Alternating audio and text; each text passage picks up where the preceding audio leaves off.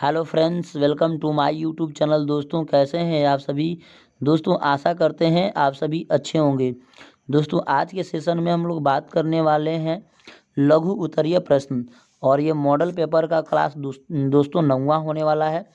लघु उत्तरीय प्रश्न लेकर आए हैं, मोस्ट इम्पोर्टेंट है, जिसमें दोस्तों प्रश्न 1 से 5 तक प्रश्न है, और इसमें 5 ही प्रश्न को क्या करना है दोस्तों, हल करना है। यानी ये टोटल दोस्तों कितने हो जाएंगे, 10 नंबर का प्रश्न हो जाएंगे। तो उम्मीद करते हैं दोस्तों आप लोग मेरी बात को समझ रहे हो, और प्रत्येक प्रश्न जो है कितने, तो 2 अंक होंगे। ठीक है, तो चलिए दोस्तों, आज का प्रश्न जो है पहला है, बोल रहा है 0.254 को परिमेय संख्या के रूप में बदलें। तो पहले जब भी ऐसा क्वेश्चन दे देगा तो क्या करेंगे दोस्तों, मानेंगे कि माना कि यक्स बराबर 0.254 पर रेकरिंग। ठीक है, अब उसके बाद नीचे लिखेंगे क्या दोस्तों, यक्स बराबर 0.254 ये तो 3 बार लिख लेंगे। अब जब भी 3 बार हम लिख लेंगे दोस्तों, तो इसे हम क्या मानेंगे, समीकरण 1। इसमें लिखेंगे दोस्तों समीकरण 1 में क्या लिखेंगे, समीकरण 1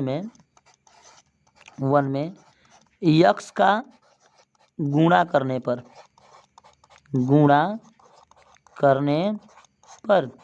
तो चलिए दोस्तों, यक्स का गुणा करिए तो हो जाएगा, करिएगा 10 का में यक्स का तो 10 यक्स हो जाएगा। इसमें करिएगा तो हो जाएगा 2.54254 ये हो जाएगा समीकरण 2। समीकरण 2 में क्या करिएगा दोस्तों, समीकरण लिखिएगा 2 में 100 का गुणा करने पर। ठीक है, तो हो जाएगा कितना दोस्तों, 1000 यक्स। इसमें कर दीजिएगा 100 का तो हो जाएगा 254.254 ये समीकरण 3 हो गया। जब भी ऐसा हो जाए बस करते क्या है दोस्तों, ध्यान से देखिएगा, समीकरण 2 में समीकरण 3 में समीकरण 3 माइनस समीकरण 2। ठीक है, तो करेंगे तो क्या हो जाएगा, ये दोनों को घटाएंगे आपस में तो हो जाएगा दोस्तों क्या, तो हो जाएगा 990 यक्स। इसको इसमें से घटा देंगे तो क्या हो जाएगा दोस्तों, 252। यानी यक्स बराबर क्या हो जाएगा दोस्तों, 252 बटा का 990। ठीक है, थोड़ा सा इधर देख लेंगे, यक्स बराबर हो जाएगा 252 बटा का 990। कटाएंगे दोस्तों तो ये कितने बार में कट जाएगा, ये कट जाएगा 14 बार में, यानी 14 बार में कट जाएगा। ये कितने बार में कट जाएगा दोस्तों, तो हो जाएगा ये 55 बार में, यानी 18 55 में गुणा करेंगे तो 990, और 18 14 में गुणा करेंगे तो 14 में गुणा करेंगे तो 200 कितना हो जाएगा दोस्तों, 52, और 18 और 55 में गुणा करेंगे तो 990, यानी हो जाएगा क्या दोस्तों, 14 बटा का 55। यही आपका क्या होगा, आंसर होगा। उम्मीद करते हैं दोस्तों आप लोग मेरी बात को समझ रहे होंगे। मेरी बात अगर आपको समझ में आती है तो एक प्यारा सा लाइक कर दीजिएगा दोस्तों, अपने दोस्तों के पास जरूर शेयर कीजिएगा। क्वेश्चन नंबर 2 पर चलते हैं। क्वेश्चन नंबर 2 दोस्तों, क्वेश्चन नंबर दोस्तों 2, एक रैखिक समीकरण युग्म जिसका कोई हल नहीं होता है क्या कहलाता है। देखिए दोस्तों, जिसका कोई नहीं हल होगा वो क्या कहलाएगा, पहले ध्यान से समझने का प्रयास कीजिएगा। देखिए दोस्तों, जब a1 बटा में a2 बराबर नहीं है b1 बटा में b2 तो उसको कहते हैं दोस्तों संगत। क्या बोलते हैं, संगत होता है, संगत है, केवल एक हल है, केवल एक हल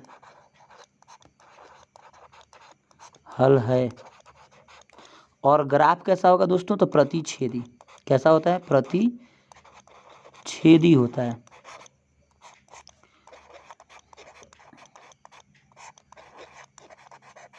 ठीक, लेकिन जब a1 बटा में a2 बराबर b1 बटा में b2 बराबर नहीं है c1 बटा में c2 तो दोस्तों होगा असंगत। क्या होगा दोस्तों, असंगत। क्या है, असंगत है, केवल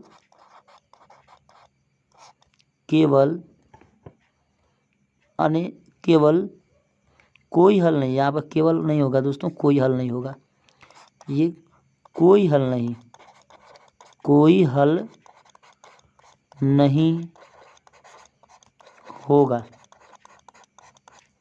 ठीक है, कोई हल नहीं होगा। इसका ग्राफ कैसा होगा दोस्तों, समांतर, समांतर ग्राफ इसका समांतर। अब देखिए दोस्तों पूछ रहा है कि जिसका कोई हल नहीं होता है, ध्यान से समझिएगा, जिसका कोई भी हल नहीं होगा तो क्या कहलाएगा, तो जिसका कोई नहीं हल होगा वो कहलाता है असंगत। क्या कहलाता है दोस्तों, असंगत। उसे विपरीत समीकरण भी बोलते हैं, क्या बोलते हैं, विपरीत समीकरण। तो उम्मीद करते हैं दोस्तों आप लोग मेरी बात को समझ गए होंगे। तो इसका आंसर क्या हो जाएगा दोस्तों, असंगत हो जाएगा। एक और इसमें कंडीशन होता है दोस्तों, ध्यान से समझिएगा, A1/A2 बराबर B1/B2 बराबर है C1/C2। तो ये हो जाएगा क्या दोस्तों, संगत होगा। हल तो अनेक हल है, अनेक हल। और ग्राफ इसका कैसा होगा दोस्तों, समपाती।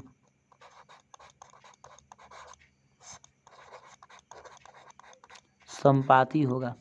तो दोस्तों उम्मीद करते हैं आप लोग मेरी बात को समझ गए होंगे। क्वेश्चन नंबर दोस्तों 3 करा सिद्ध करें कि करणी में 2 एक अपरिमेय संख्या है। तो लिखेंगे दोस्तों, माना कि करणी में 2 एक परिमेय संख्या है।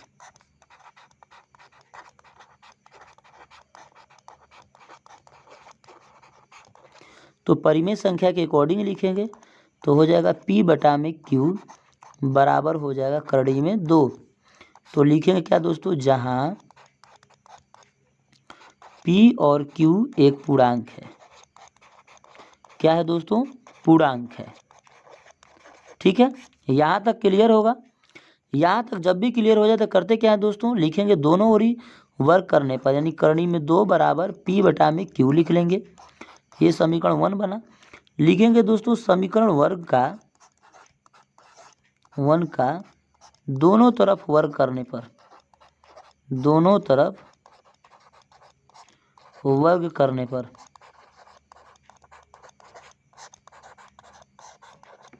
तो क्या हो जाएगा दोस्तों, 2 बराबर हो जाएगा P² Q²।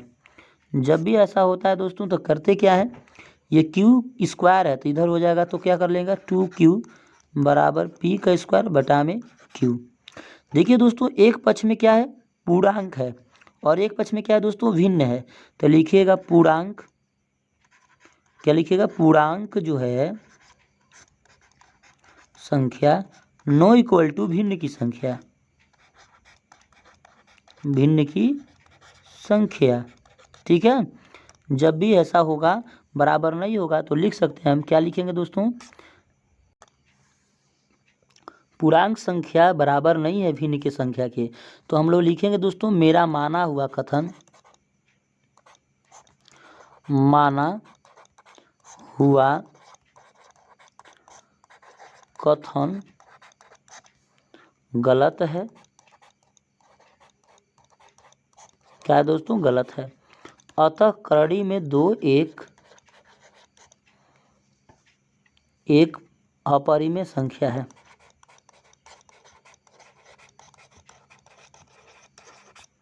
क्या होगा दोस्तों, ये प्रूव आपका हो गया। उम्मीद करते हैं दोस्तों आप लोग मेरी बात को समझ रहे होंगे। क्वेश्चन नंबर जो 3 था वो आपको क्लियर हो गया होगा। क्वेश्चन नंबर दोस्तों 4 मोस्ट इम्पोर्टेंट, ध्यान से देखिएगा दोस्तों, कह रहा है एक त्रिघात बहुपद ज्ञात करें, यानी यहाँ पे त्रिघात बहुपद ज्ञात करना है, जिसके शून्यकों का योग 2 शून्यकों को एक साथ लेकर उसके गुणनफलों का योग तीनों शून्यकों का गुणनफल क्रमशः है।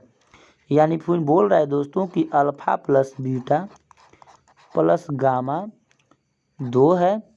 फिर बोल रहा है कि alpha into beta plus beta into gamma plus gamma into alpha बराबर -7 है, ठीक है। तो फिर कह रहा है कि alpha into beta into gamma बराबर माइनस का 14 है। तो देखिए दोस्तों, त्रिघात बहुपद का सूत्र लिखेगा, त्रिघात बहुपद का सूत्र। तो क्या होगा दोस्तों त्रिघात बहुपद का सूत्र? तो होता है x cube minus alpha plus beta into plus gamma into x square plus alpha beta plus beta alpha plus gamma alpha into x plus alpha beta gamma बराबर 0। ये त्रिघात बहुपद का क्या है दोस्तों? समीकरण है। तो एक्स क्यू है तो कर लेंगे x Q minus alpha plus beta plus gamma का मान 2, तो 2 में एक्स स्क्वायर का गुणा होगा तो 2x स्क्वायर माइनस प्लस, तो प्लस में यहाँ प्लस है और यहाँ पर देखिए दोस्तों माइनस है, तो माइनस प्लस का गुणा होगा तो क्या होगा? माइनस प्लस का गुणा होगा तो माइनस। ये 7 गुणे एक्स है तो 7x। अब यहाँ पर देखिए अल्फा बीटा इंटू गामा का मान कितना है? -14, तो माइनस में प्लस का गुणा होगा तो यहाँ पर हो जाएगा क्या दोस्तों? -14। क्या हो जाएगा? -14 बराबर 0। यानी x cube minus 2x square minus 7x minus 14 बराबर 0। यही आपका दोस्तों क्या होगा? आंसर होगा। उम्मीद करते हैं दोस्तों आप लोग मेरी बात को समझ गए होंगे। मेरी बात समझ में आए तो अपने दोस्तों के पास ज़रूर शेयर कीजिएगा दोस्तों, और एक प्यारा सा लाइक कर दीजिएगा। कमेंट सेक्शन में आंसर एस लिखना ना भूलिए दोस्तों, ताकि इससे हमें पता होगा कि आपको मेरी वीडियो अच्छे से समझ में आती है। क्वेश्चन नंबर दोस्तों 5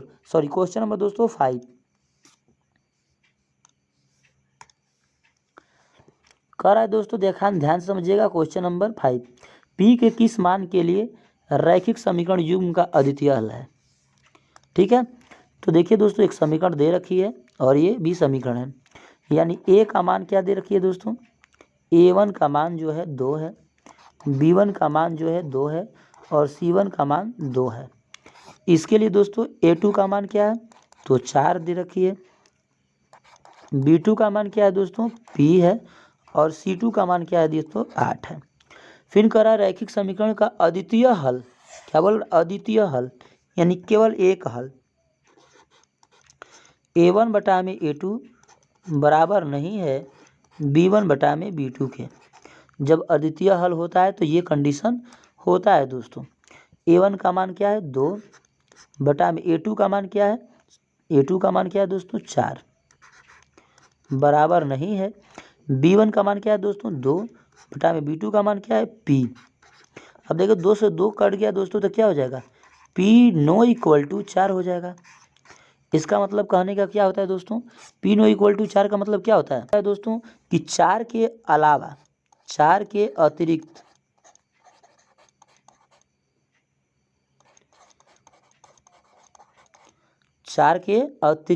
ठीक है, 4 के अतिरिक्त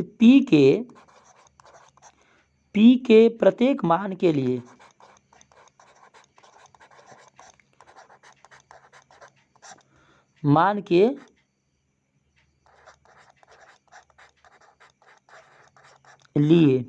प्रत्येक मान के लिए अद्वितीय हल है।